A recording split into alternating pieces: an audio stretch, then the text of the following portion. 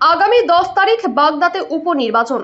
দলীয় প্রার্থী মধুপর্ণা ঠাকুরের সমর্থনে প্রচারে আসছেন তৃণমূলের হেভিওয়েট নেতারা। তেমনি শুক্রবার বাগদার মেহরানিতে ভোট প্রচারে এসেছিলেন ব্যারাকপুরের নবনির্বাচিত সাংসদ পার্থ ভৌমিক। অস্থায়ী মঞ্চে বক্তব্য রাখতে গিয়ে তিনি বলেন, আপনার এলাকাতে যে ছেলেরা বাড়ি বাড়ি যাচ্ছে, আপনাদের অসুবিধা শুনতে তাদের নম্বর নিয়ে রাখুন। কেউ যদি তৃণমূল বা বিডিও অফিসের নাম করে কাজ করে দেবে বলে টাকা তোলে, তাহলে ফোন করবেন, আমি নিজে দায়িত্ব করে তাদের জেলে ঢুকিয়ে দেব। পার্থবাবু আরও বলেন, নরেন্দ্র মোদী 11,36,00,000 মানুষের যে ঘরের টাকা আটকে রেখেছে, তা যদি টাকা না দেয়, মমতা ব্যানার্জি সেই টাকা আগামী ডিসেম্বর মাস থেকে কিস্তিতে দেওয়া শুরু করবে।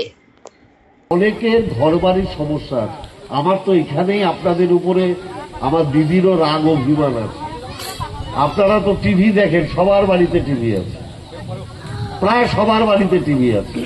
আচ্ছা, টিভিতে তো দেখেন যে এই ঘরের টাকা নরেন্দ্র মোদী আটকে দিয়েছে, মমতা ব্যানার্জিকে দিচ্ছে না।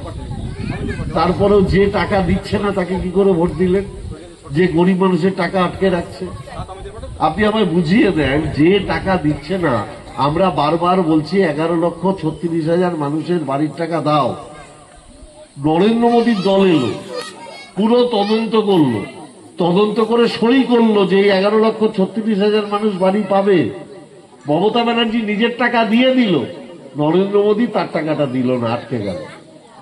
তাহলে যে টাকা দিল না, আপনার ঘর হতে আপনাকে আপনার প্রতি অন্যায় করলো, আপনি তাকে ভোট দিয়ে দিলেন।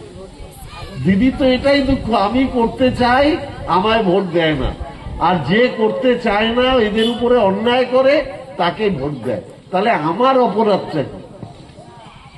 আমি দিদি, আপনারা শুনেছেন, ঘোষণা করেছে এই 11,36,00,000 বাড়ির টাকা যদি নরেন্দ্র মোদী না দেয়, ডিসেম্বর মাস থেকে দিদি প্রথম কিস্তিতে টাকা দেওয়া শুরু করবে।